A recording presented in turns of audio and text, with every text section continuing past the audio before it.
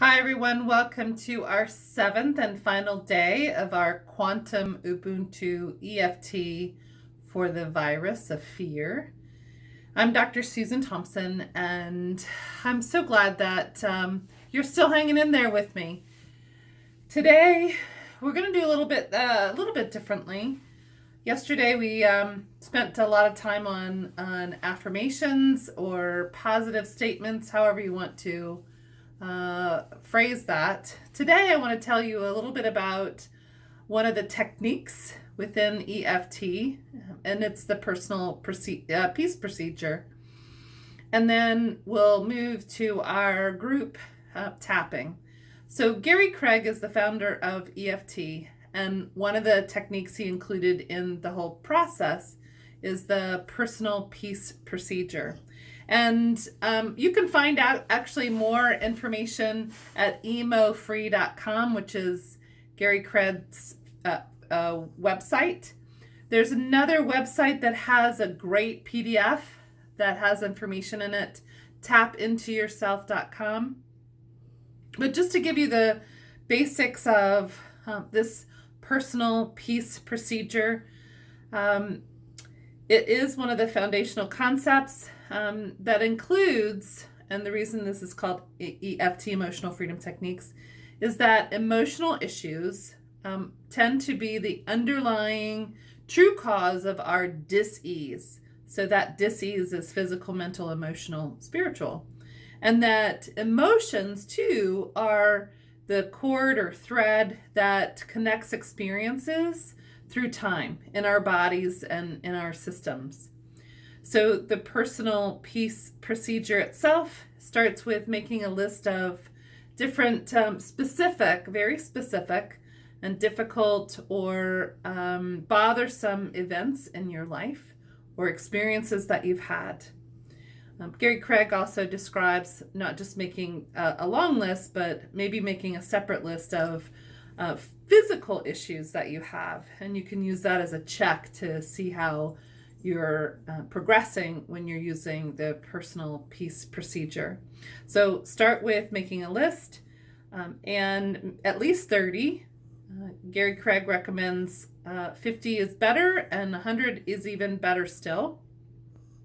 And then give each of the events a title, and remember to be as specific as possible. So that would translate to starting with the time when. So it's really specific, and it would be a few seconds to just a couple of minutes experience.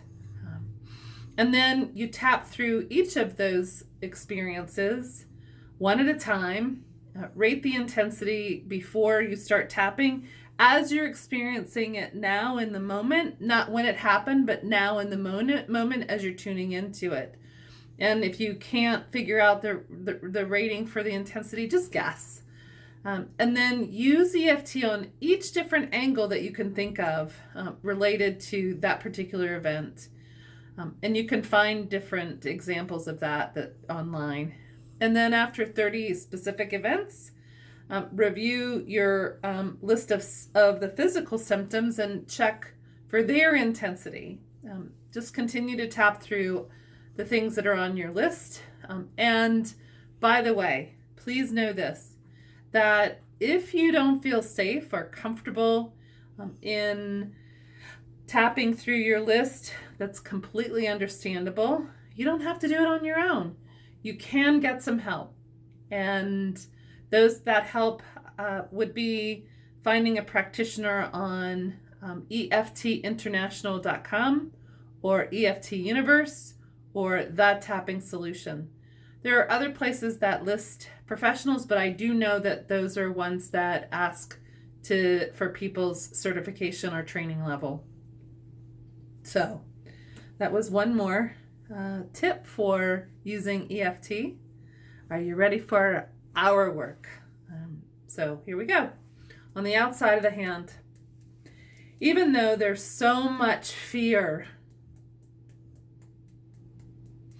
uncertainty, confusion, anxiety, change, lack of control, and helplessness. I acknowledge each of these feelings, and I remember I have choices.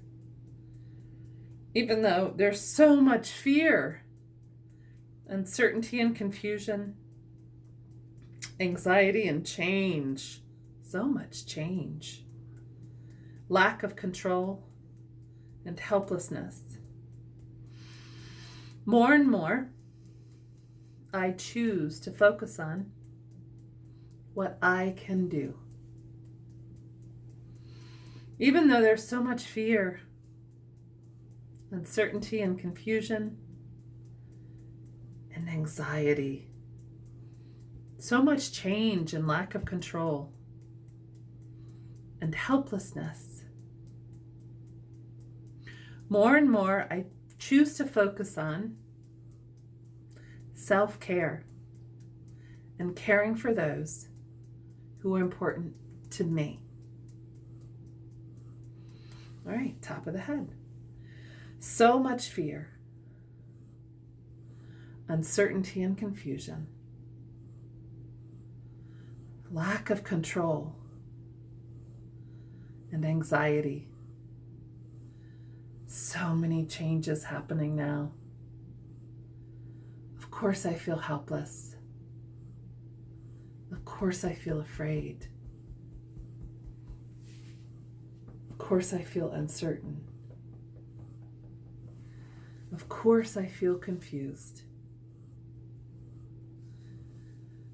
I allow myself to feel the way I feel. And I acknowledge each of these feelings.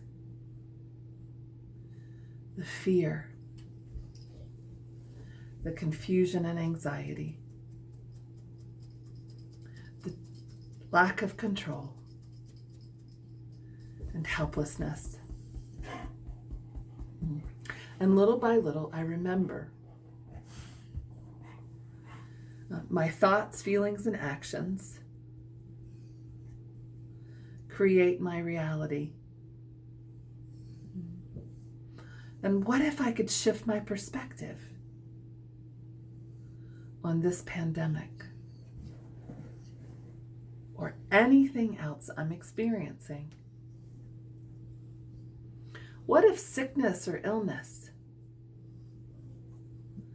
is also an opportunity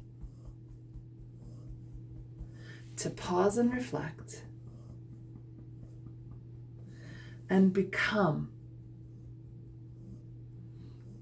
more of who I really am and who I came here to be? What if this is a prompt or nudge to remember all of who I am? I choose to be. So think about what you choose to be. I choose to be kindness. I choose to be peace. I choose to be hope. I choose to be love. This is my contribution to the world. How I feel and what I radiate is my contribution to the world. And maybe this change that I'm experiencing externally is inviting me to make changes in my own life. I wonder what it could be. Maybe it's an opportunity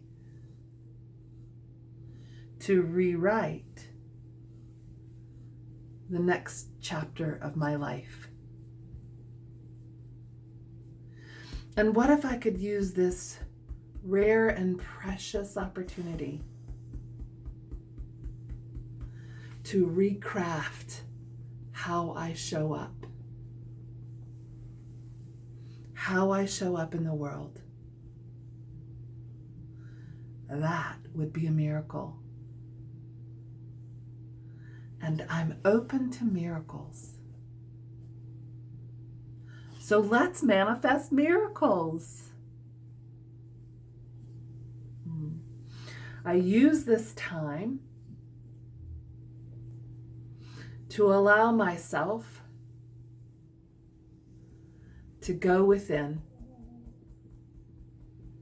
to find that place of peace inside,